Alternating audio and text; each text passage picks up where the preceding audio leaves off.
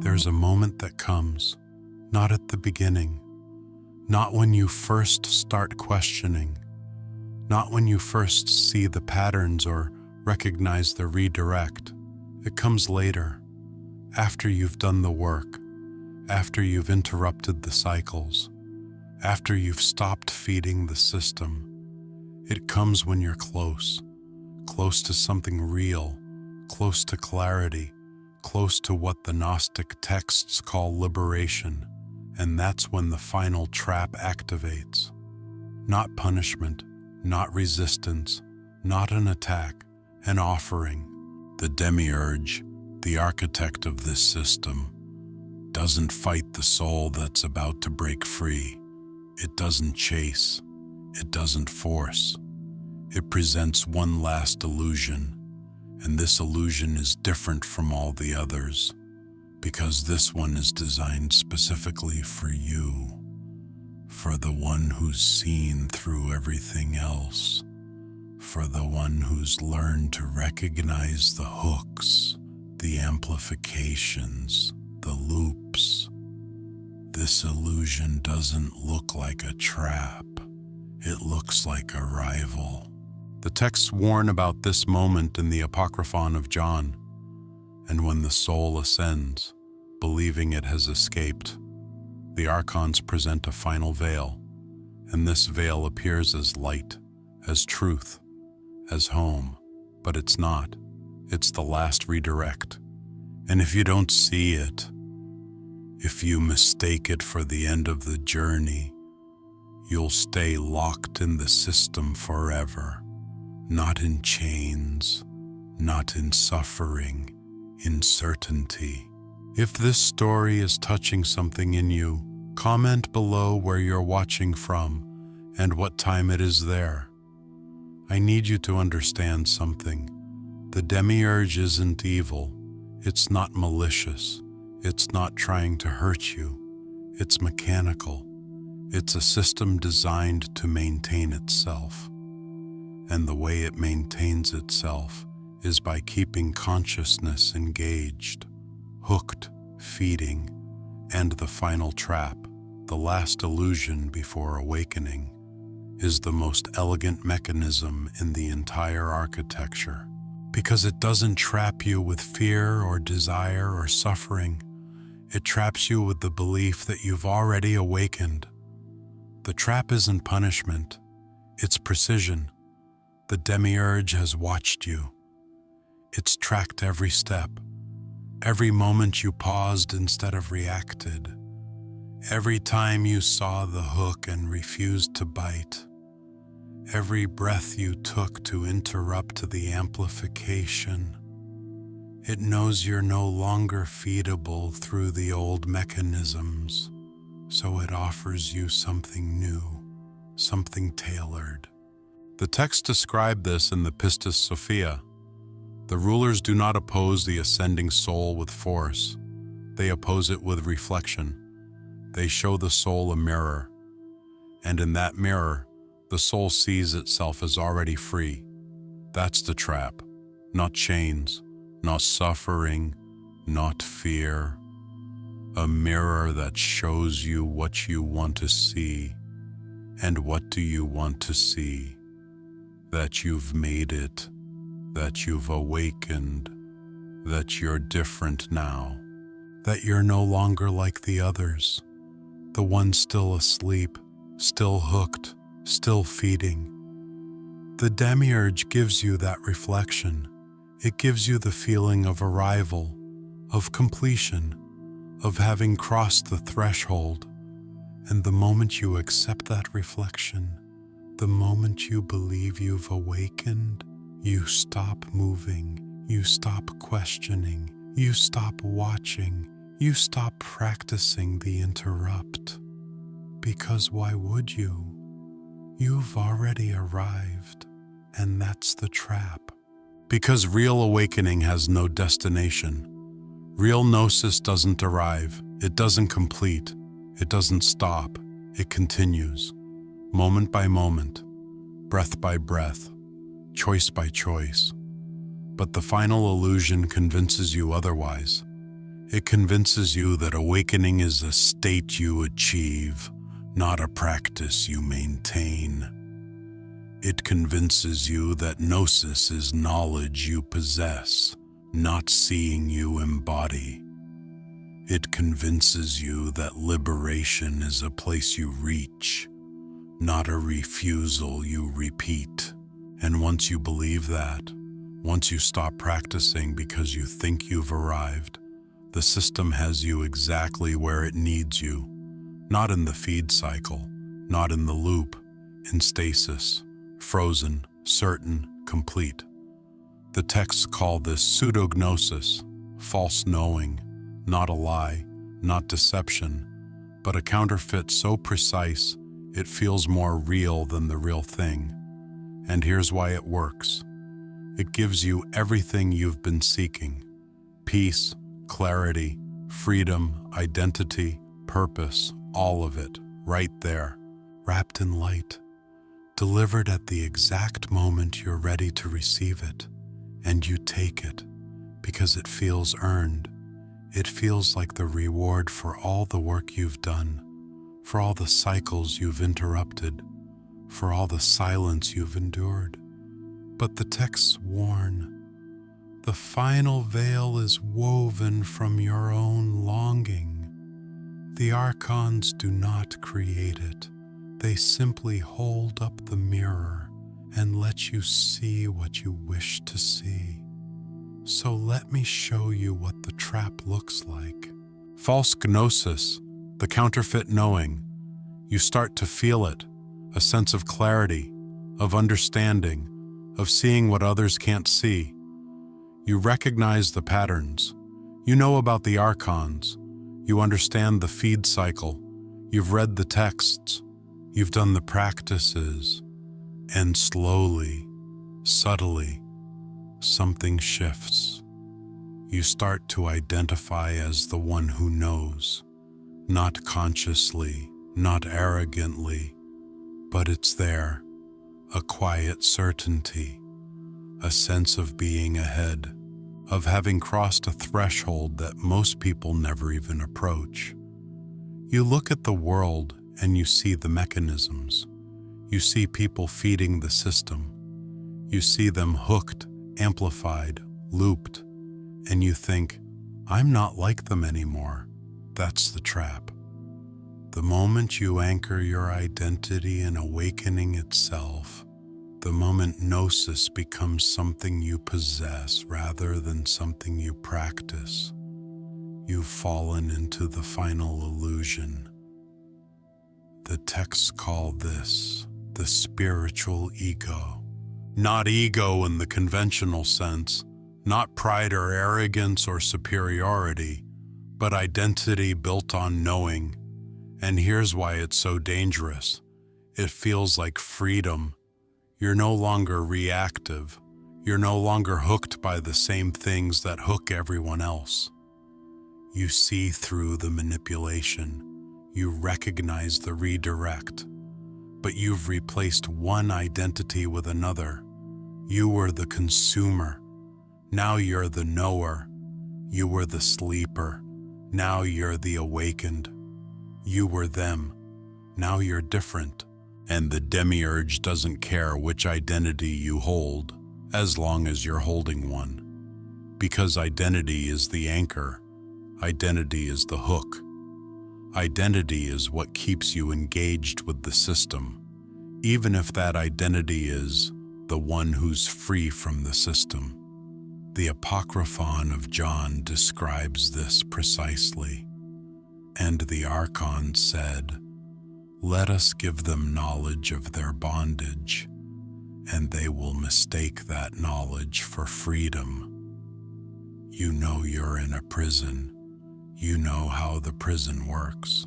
You know the mechanisms, the cycles, the traps. But knowing about the prison is not the same as leaving it.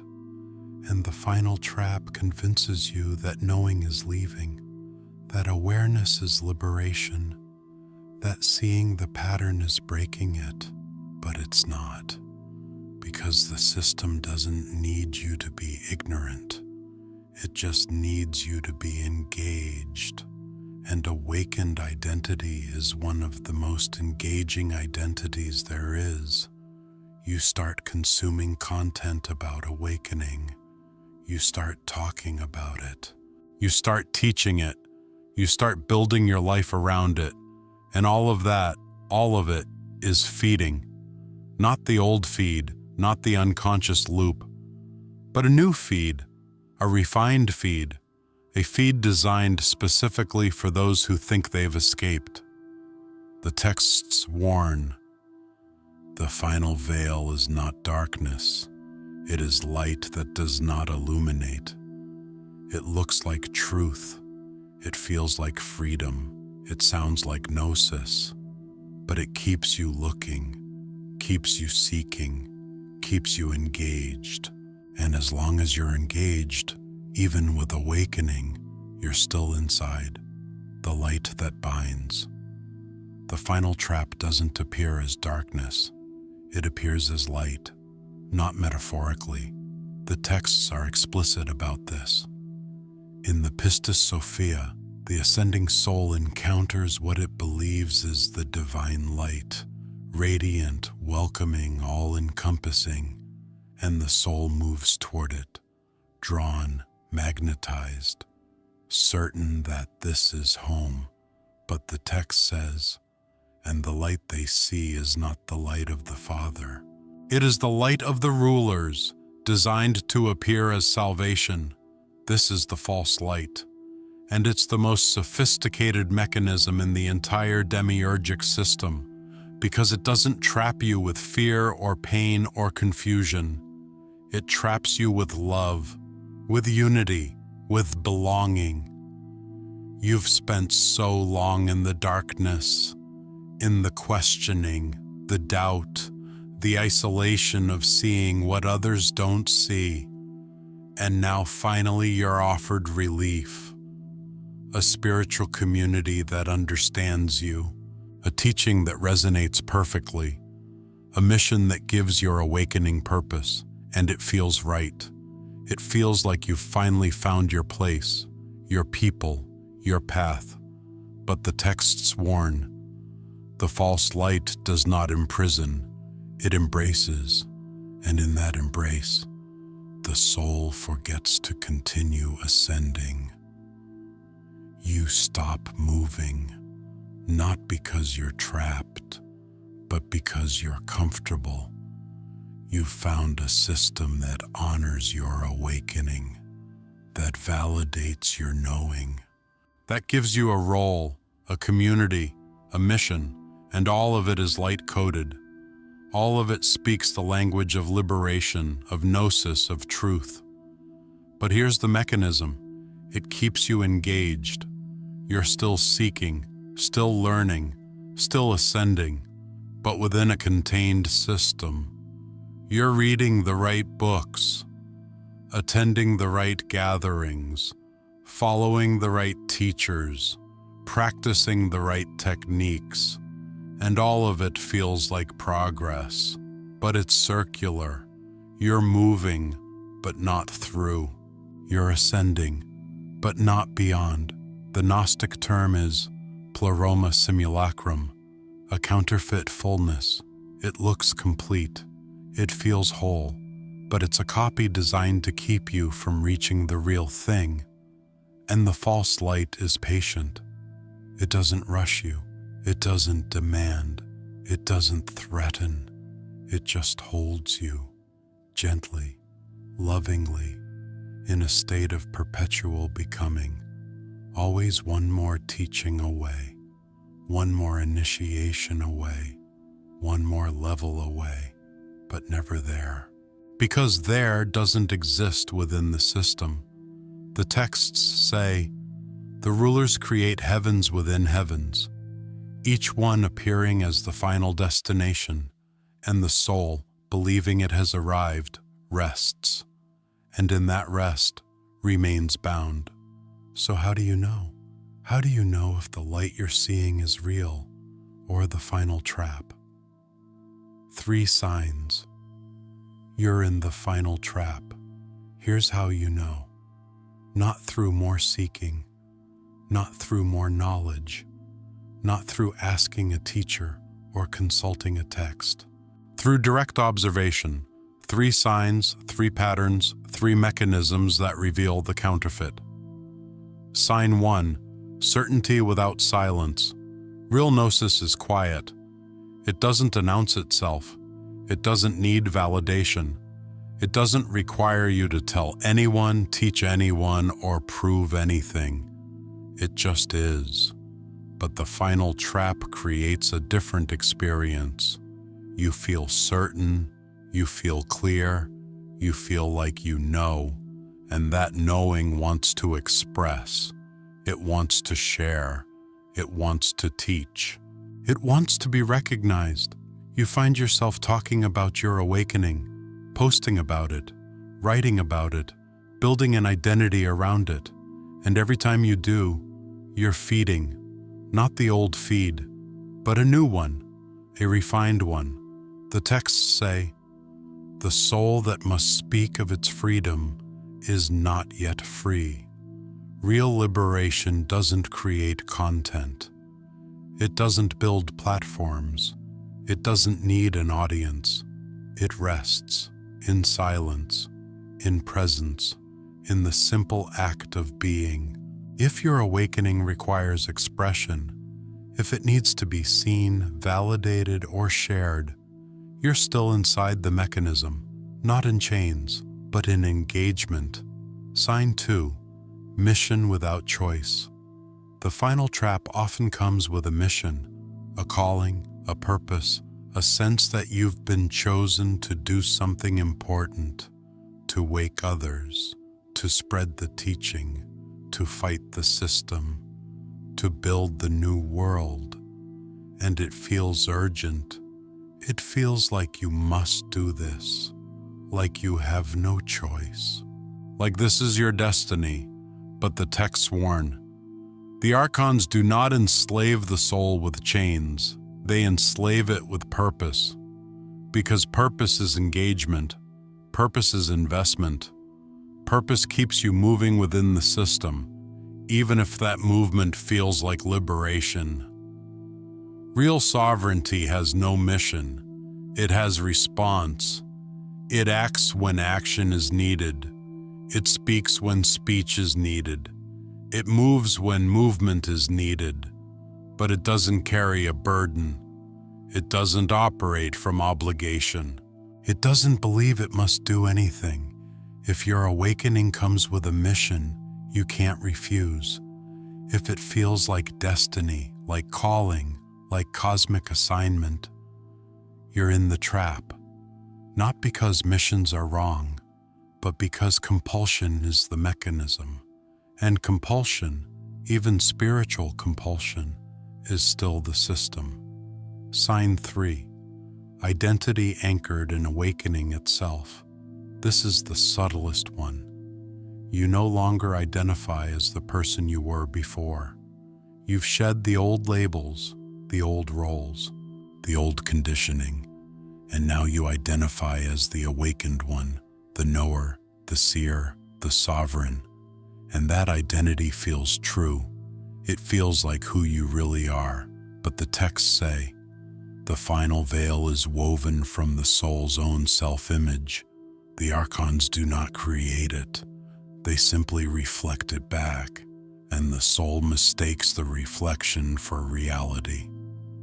Real gnosis doesn't create a new identity. It dissolves identity.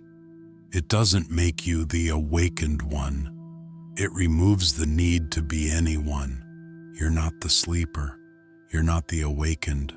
You're not the sovereign. You're not the trapped. You're just here, present, watching, breathing, no label, no story, no position. If your awakening gave you a new identity, even a spiritual one, you're still inside. Because the system doesn't care which identity you hold. It just needs you to hold one. The real threshold, silence beyond knowing. So if certainty is a trap, if mission is a trap, if identity is a trap, What's real? The texts give a single answer, and it's not what you expect. Not bliss, not power, not enlightenment, not union, silence, not the absence of sound, not meditation, not spiritual practice, but silence as a state of being. The Gospel of Thomas says it directly. If you bring forth what is within you, what you bring forth will save you. If you do not bring forth what is within you, what you do not bring forth will destroy you. And what's within you, beneath the knowing, beneath the identity, beneath the mission, is silence. Not empty, not void, but full of presence, full of awareness, full of capacity to see, to choose, to act, without needing to be anything. This is what the Demiurge cannot touch, not because it's hidden, not because it's protected, but because it's unengaged. The system runs on engagement, on identity, on reaction, on the belief that you are someone doing something for some reason. But silence has no identity, no mission, no story. It just watches. And the moment you rest in that watching, the moment you stop trying to be the awakened one, stop trying to complete the mission, stop trying to prove your freedom, you pass through the final veil. Not dramatically, not with a flash of light or a cosmic revelation. You just stop feeding. The texts call this hesychia, sacred stillness, not inaction, not passivity, not withdrawal, but action without identity, response without story, movement without mission. You still see the patterns, you still recognize the traps, you still interrupt the cycles, but you don't do it as the awakened one. You don't do it for a mission. You don't do it to prove anything. You do it because in that moment, in that breath, it's the response that arises, and then it's done, and you return to silence. No story, no identity, no need to hold on to what just happened or make it mean something. The Apocryphon of John describes the final moment of ascension, and the soul, having passed through all the veils, stood before the final gate, and the archon said, "Who are you?" And the soul answered, "I am no one." And the gate opened. That's the threshold, not becoming someone greater, not achieving some higher state, not completing some cosmic mission, just releasing the need to be anyone at all. And in that release, you're free, not because you've escaped the system, but because the system has nothing to hook, no identity to flatter, no mission to assign, no certainty to offer, just presence, just breath, just this. The Demiurge can't trap what has no form. The archons can't redirect what has no destination.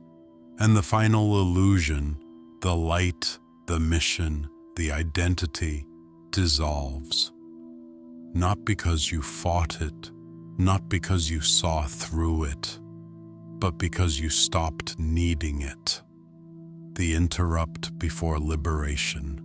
You're at the threshold now. You've seen the final trap. You've recognized the signs. You know what false gnosis looks like, but knowing isn't enough, because the final illusion is persistent. It doesn't disappear just because you've seen it. It adapts, it refines, it presents itself again, in a new form with a new face, wrapped in a new light. So you need a protocol, not a practice, not a technique, not a method. A single action you can take the moment you feel the pull of the final trap. Here it is. The threshold, interrupt. The moment you feel certainty rising, the moment you feel like you've arrived, like you've completed something, like you're finally free, you stop. immediately, and you ask one question: what am I holding on to? Not what do I know, not what have I achieved, not who have I become. What am I holding? Because the final trap always involves holding an identity, holding a mission, holding a belief, holding a certainty. And the moment you ask the question, the moment you turn your attention toward what you're gripping, you'll feel it. A subtle tension, a quiet resistance, a need to keep something. That's the trap. And the interrupt is simple. Release it. Not forever. Not as a rule. Just in this moment. Let go of the identity. Let go of the mission. Let go of the certainty. And see what remains. The texts call this kenosis. Emptying. Not destruction. Not negation. But release. You don't fight the illusion. You don't resist it. You don't try to prove it wrong. You just stop holding it. And in that release, even if it's just for 3 breaths, you'll feel the difference. The false light creates weight. It creates responsibility. It creates the need to maintain, to protect, to prove. But real presence has no weight. It doesn't need maintenance. It doesn't require protection. It doesn't seek proof. It just is. So here's the protocol in practice. You're reading a teaching, listening to a teacher, experiencing what feels like a breakthrough, and you feel it, that sense of arrival, that feeling of, this is it. Stop. Ask, what am I holding on to? Feel the answer. Don't think it. Feel it. You're holding the belief that you've finally found the truth. You're holding the identity of the one who knows.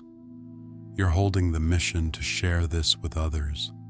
And then, release. Just for 3 breaths. Just for this moment. Let it go.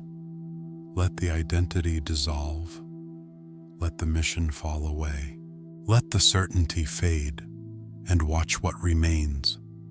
If nothing remains, if the release leaves you empty, anxious, lost, then what you were holding was the trap. It wasn't real liberation.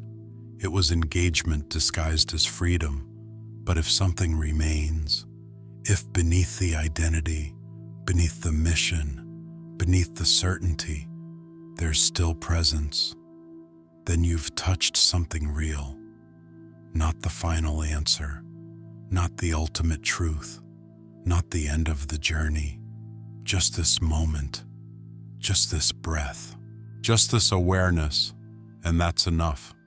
The texts promise, the soul that can release what it has found will find what cannot be lost. So tonight, before you sleep, practice the interrupt. Ask, what am I holding? Feel the answer and release it, just once. Just for 3 breaths. That's all it takes to pass through the final veil, what lies beyond the last trap.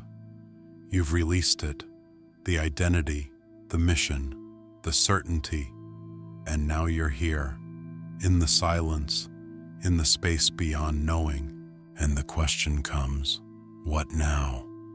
The texts don't promise you bliss. They don't promise you power. They don't promise you cosmic union or divine revelation. They promise you something else. Something the Demiurge cannot touch. Something the Archons cannot redirect. Something the final trap cannot contain. Presence. Not as a state you achieve. Not as a destination you reach. But as what remains when everything else is released. The treatise on resurrection describes it. The one who has passed through the final veil does not become something new. They simply cease pretending to be something old. You're not transformed. You're not elevated. You're not enlightened. You're just here, without the need to be anyone, without the need to do anything, without the need to prove, protect, or maintain anything.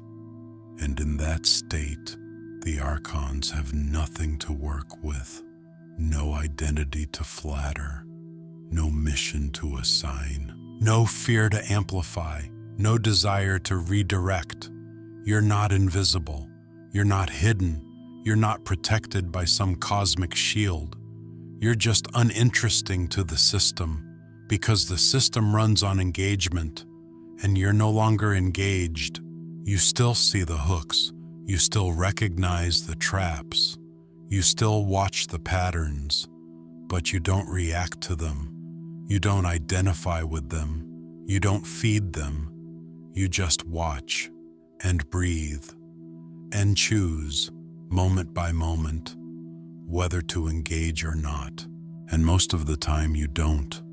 Not because you're above it, not because you're enlightened, not because you've transcended the system, but because there's no pull. The hook comes, and you see it, and you feel nothing. No urgency, no compulsion, no need to respond. And you simply continue in silence, in presence, in the simple act of being here. The texts call this pneumatikos, the one who breathes, not the enlightened one, not the ascended one, not the liberated one, just the one who breathes consciously, who watches without reacting, who acts without identifying. And that's all liberation is. Not a destination, not a state, not an achievement, just this breath, this moment, this choice, over and over, day by day, moment by moment. The Demiurge keeps offering traps. The archons keep presenting illusions. The system keeps running, but you're no longer feeding it, not because you've escaped, but because you've stopped needing to be inside. And the final promise, the one the texts whisper in their closing lines, is this: the soul that needs nothing cannot be bound. The soul that holds nothing cannot be trapped.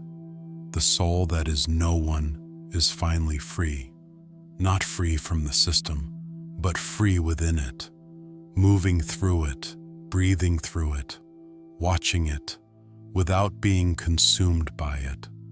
That's what lies beyond the final trap. Not paradise, not power, not certainty, just presence, unmoved, unhooked, sovereign. And tonight, before you sleep, you can practice it. One release, one breath, one moment of letting go. That's all it takes to remember you were never the trap. You were always the one who could see it.